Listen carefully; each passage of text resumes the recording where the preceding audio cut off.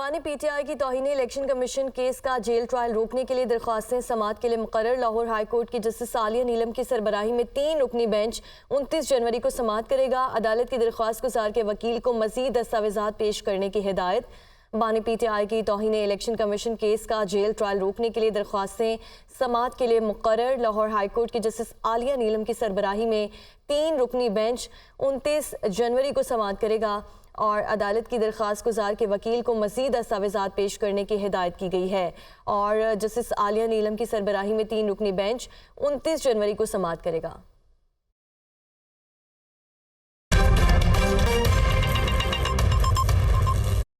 बानी पीटीआई की तौहीन election commission case का जेल ट्रायल रोकने के लिए दरख्वास्तें समाअत के लिए मुकर्रर। लाहौर हाई कोर्ट की जस्टिस आलिया नीलम की सरबराही में 3 रुकनी बेंच 29 जनवरी को समाअत करेगा। अदालत की दरख्वास्त गुजार के वकील को मजीद दस्तावेजात पेश करने की हिदायत।